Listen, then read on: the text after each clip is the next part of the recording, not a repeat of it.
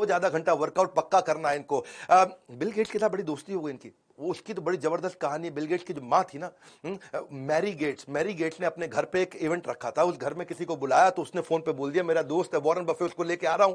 Mary ने बोला ठीक है ले आओ, कोई बात नहीं। अच्छा, दोस्त लगा हुआ था वॉरेन बफे को समझाने में तुझे बिल गेट्स से मिलवाऊंगा। वो बोला यार बिल गेट्स आईटी का आदमी, इससे कौन बात करेगा। अच्छा, मां लगी हुई इधर, तुझे वॉरेन बफे से मिलवाऊंगी। वो कह रहा है यार ये तो खाली पी रेशियो डिस्कस करेगा, फाइनेंशियल स्टेटमेंट डिस्कस करेगा, मैं आईटी का, हमारी बनेगी नहीं, ये दोनों एकदम अलग आदमी है। अच्छा, वो दोनों लगे हुए नहीं, मिलवाते हैं। हुआ ये कि जब ये मिले तो पहला ऐसा क्वेश्चन किया उनको वॉरेन बफे ने, बोला भाई बिल एक बात बता, तेरे को नई आईटी कंपनी बना के दूं अगर, और तेरी माइक्रोसॉफ्ट खत्म, तो नई कंपनी कैसे स्टार्ट करेगा। तुझे अगर मैं किसी देश में कंपनी बनाने को दूं तो तू कैसे बनाएगा। इस कंपनी के बारे में तेरा क्या विचार। वहां उन्होंने पूछा भाई तुम्हारी फेवरेट किताब, फेवरेट अखबार, फेवरेट ऑथर, फेवरेट आर्टिकल्स कौन से हैं। इतना मजा आया, आधे घंटे की मीटिंग थी, 10 घंटे चलती रही। एक दूसरे के साथ उन्होंने खूब बात करी, अलग अलग क्वेश्चंस किए, खूब डिस्कशंस हुए। उसके बाद तो फिर ये ताश के दोस्त भी हो गए, शॉपिंग के दोस्त भी हो गए, रेस्टोरेंट में खाना खाने के दोस्त भी हो गए। इनफैक्ट बिल गेट्स के मोबाइल में केवल 2 ही स्पीड डायल के नंबर, एक मेलिंडा गेट उसकी वाइफ का और एक वॉरेन बफे का।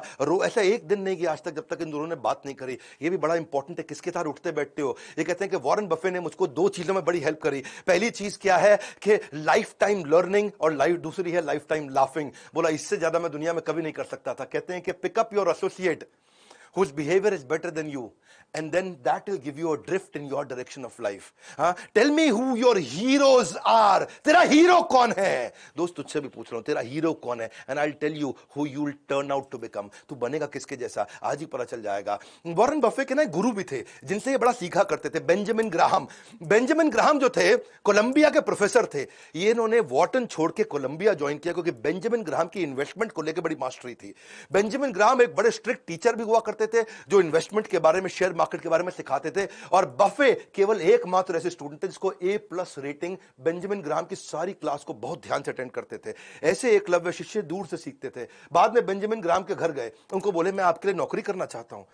तो बेंजामिन ग्राहम ने बोला नहीं तुमको नहीं रखूंगा, तुम बहुत जीनियस हो, तुमको नहीं मैं ऐसे लड़कों को रखता हूं, ज्यूइश लड़कों को रखता हूं जिनको कोई नौकरी नहीं देता, ताकि मेरे साथ टिक के काम कर सके। बोला मैं टिक के काम करूंगा, नहीं ना, बाहर तेरे को नहीं रखूंगा। ठीक है फ्री में रख लो, फ्री में नौकरी करो ना, बोल दिया ना बाहर, तेरे को तो बिल्कुल नहीं रखूंगा। बेंजामिन ग्राहम इनके गुरु, उन्होंने इनको रखा नहीं। बड़ा परेशान हुए। वॉरेन बफे पीछे पड़े रहे। कुछ समय के बाद एक ऐसा समय आया कि बेंजामिन ग्राहम मान गए, बोले चल ठीक है आजा। और ये वहां से फिर न्यूयॉर्क शिफ्ट हुए। वहां आए, न्यूयॉर्क में आकर के बेंजामिन ग्राहम के साथ में काम करने लगे। सारे स्टैंडर्ड एंड पुअर्स की रिपोर्ट पढ़ना, S&P की रिपोर्ट पढ़ना, इन्वेस्टमेंट अपॉर्चुनिटी ढूंढना, P&L को समझना, कैश फ्लो स्टेटमेंट को समझना। जब जिस समय यंग लड़के प्ले बॉय मैगजीन है जी, जहां पे आप देखते हैं कई देवियों के चित्र होते हैं अलग अलग प्रकार के, जिसमें वो कम कपड़े पहन के रखती है, उनके चित्र देखते थे। ये उस समय बैलेंस शीट देखा करते थे। ऐसे भयंकर फोकस्ड आदमी थे। बेंजामिन ग्राहम और वॉरेन बफे की जोड़ी ने कमाल कर दिया। वॉरेन बफे खूब सीख रहे थे, लेकिन फिर एक ऐसा समय आया कि वॉरेन बफे और बेंजामिन ग्राहम की थ्योरीज में फर्क आ गया। बड़ा फर्क था। बेंजामिन ग्राहम क्या कहते हैं कि भाई ये खाली बैलेंस शीट और इनकम स्टेटमेंट देखो, कंपनी का कैश फ्लो स्टेटमेंट देखो, बहुत है, इससे समझ में आ जाए कंपनी चल रही है कि नहीं चल रही, चलेगी कि नहीं चलेगी। ये बोले नहीं वो क्वांटिटेटिव है, वो नंबर है, मेरे को मैन पावर भी देखनी है, मुझे लीडरशिप भी देखनी है। वॉरेन बफे मानते थे केवल हमारे को परफॉर्मिंग बिजनेस नहीं देखना है, हमें क्वालिटी बिजनेस देखना है जो आगे तक चलेगा। आज चल रहा है मतलब ये नहीं कि आगे चलेगा। बात समझना, शेयर मार्केट के पावरफुल प्रिंसिपल देने वाला। भाई वॉरेन बफे का वीडियो है, मेरे वीडियो बाकियों की तरह तो होते नहीं, गेम चेंजिंग है। क्योंकि यहां बेंजामिन ग्राहम बोलते थे क्वांटिटेटिव मेथड और नंबर चेक कर लो, quantity number, quantitative method number समझ लो, समझ आ जाए कंपनी चलेगी। ये बोले ना, क्वांटिटेटिव के साथ क्वालिटेटिव अप्रोच। उनकी मैन पावर कैसी है, धंधा कैसा है, कंपटीशन कैसा है, लोकेशन कैसी है, कंपनी में जाओ, लीडरशिप से मिलके आओ, बिजनेस मॉडल देखो, इकोनॉमिक मोट देखो, कॉम्पिटिटिव एडवांटेज देखो। मोटा बफे कहते थे भाई कंपनी चलती कैसे है, अंदर घुसो, उसकी लीडरशिप देखो, ईमानदार है कि नहीं। ये कहते थे नहीं भैया खाली नंबर देखना है। यहां पे इनके झगड़े बढ़ने लगे। और बात वो सही है कि वॉरेन बफे आगे चल के बहुत सफल हुए। जब इनकी बनी नहीं अपने गुरु से तो छोड़ करके ओमाहा वापस आ गए। ओमाहा में आके इन्होंने मकान लिया, फिर वही आज 50 साल पुराना मकान, आज तक वहीं रहते हैं। और यही इन्वेस्टमेंट के इनके सीक्रेट है। सीखना चाहते हो अगला वीडियो में बताऊं, अभी बताऊं, अभी बता दूं तो इनके इन्वेस्टमेंट सीक्रेट पकड़ो फटाफट। इनकी वैल्यू इन्वेस्टिंग फिलॉसफीज क्या है। इनका कहना है कि फेयर कंपनी को बढ़िया सस्ते प्राइस पे लेने से अच्छा है कि किसी बढ़िया कंपनी को फेयर प्राइस पे लो। इनका मानना है भाई कंपनी में दम होना चाहिए ताकि उसके साथ चिपके रह सको, लंबा चलनी चाहिए कंपनी, तो उसकी रिसर्च करना सीख गए, उस पर इन्होंने काम किया। उसके फाइनेंशियल स्टेटमेंट तो पढ़ो, लेकिन उनकी कॉन्फ्रेंस कॉल्स को भी जाकर के सुनो, उनकी मैनेजमेंट को देखो, और फिर बाद में प्राइस आएगा। इनका कहना क्या है कि पहले ये देखो कि लॉन्ग टर्म इकोनॉमिक मोट है कि नहीं है, लॉन्ग टर्म इकोनॉमिक कैरेक्टरिस्टिक्स कैसी हैं इसकी। इकोनॉमिक मोड का मतलब जानते हो ना, एक वीडियो में बताया मैंने, क्विकली समझाया तुम। जैसे पुराने समय में राजा महाराजाओं के महल होते थे, उस महल के आसपास बड़ी खाई खोद देते थे ताकि कोई दूसरा आदमी आए और अटैक करने लगे तो खाई में गिर जाए।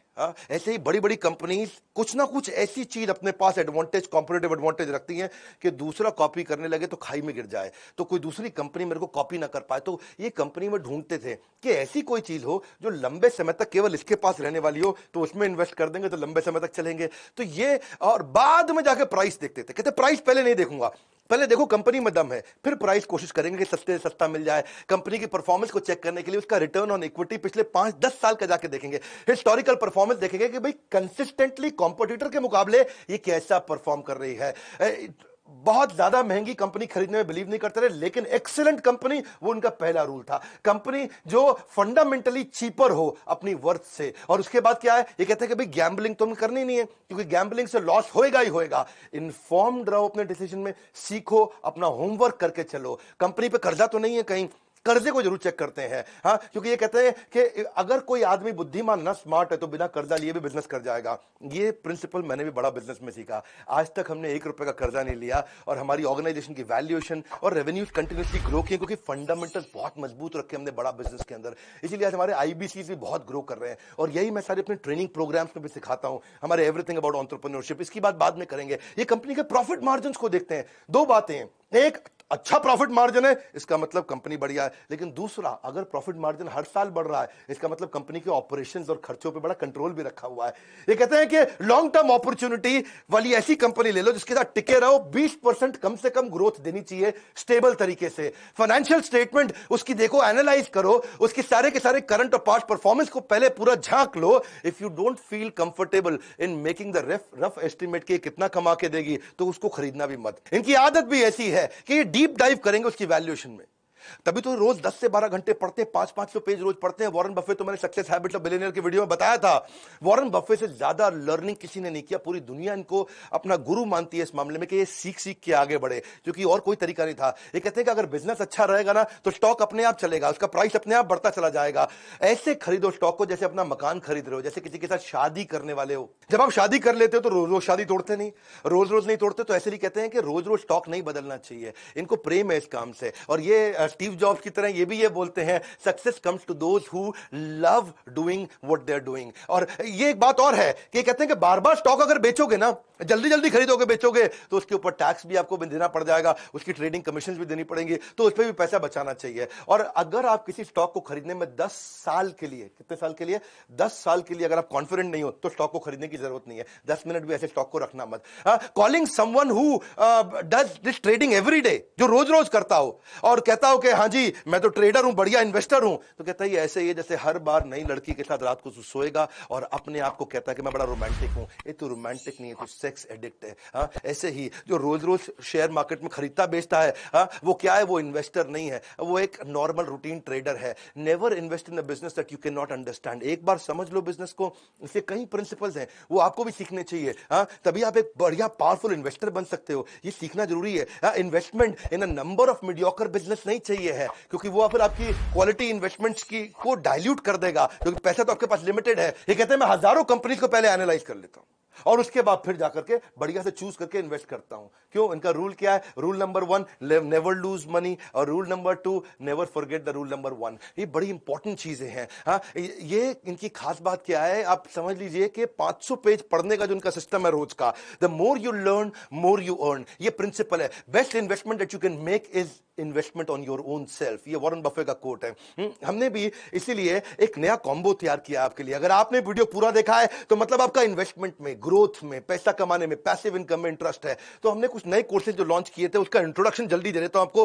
गोल based financial planning, stock market, personal finance, mutual fund, finance for non finance, debt management, working capital, passive income, angel investing और रिस्क मैनेजमेंट, यानी कि 7 प्रकार के फाइनेंशियल रिस्क होते हैं। इसका कॉम्बो हमने सारे कोर्सेज अवेलेबल कर दिए। आज 40 से ज्यादा ज्यादा कोर्सेज लॉन्च कर चुके हैं, हर महीने 10 नए कोर्स लॉन्च कर रहे हैं। अगर आप आईबीसी हैं, ये सारे कोर्सेज फ्री हैं। अगर आप लाइफ टाइम मेंबर हैं, ये सारे कोर्सेज फ्री हैं। अगर आप ये नहीं है तो ये बोर्ड लाइन नंबर है, आप फोन करके पता करिए। आपके बिजनेस में अगर आप रिटेलर है तो कौन से नए कोर्स आपको काम आएंगे, अगर आप मैन्युफैक्चरर हैं कौन से काम आएंगे, स्टार्टअप है तो कौन से, हर एक एरिया के लिए, हर इंडस्ट्री के लिए देश के सारे बिलियनियर्स और इंडस्ट्री एक्सपर्ट्स के साथ मिलकर के आपके लर्निंग प्रोग्राम बना दिए और इतना कॉस्ट इफेक्टिव कर दिया कि game changer. Board line number, इस नंबर को सेव कर लो, कभी भी काम आएगा। आपका लाइफ लाइन है, केवल बोर्ड लाइन नहीं है। तो लाइक करके उत्साह बढ़ाइए ना यार। फ्री में इतने पावरफुल वीडियोस देते हैं, एक के बाद एक देते जा रहे हैं। मेरा समय जाता है इसके अंदर, फ्री में कंटेंट दे रहा हूं कंटिन्यूअसली। कमेंट बॉक्स में बताइए अगला वीडियो कौन सा देखेंगे। इस वीडियो को शेयर करिए, लर्निंग्स इंस्पायरिंग है बहुत। हाँ, if he can do you can too. अगर ये कर सकते तो आप क्यों नहीं कर सकते। वीडियो को शेयर करने के लिए, हमारे चैनल पे हर बार वापस आने के लिए, वर्ल्ड का नंबर 1 एंटरप्रेन्योरियल यूट्यूब चैनल बनाने के लिए, पता है ना कोई नहीं है टक्कर में, पड़े हो किस चक्कर में। विनम्रता के साथ आप सबका हाथ जोड़ के, मुस्कुराहट से बहुत बहुत धन्यवाद।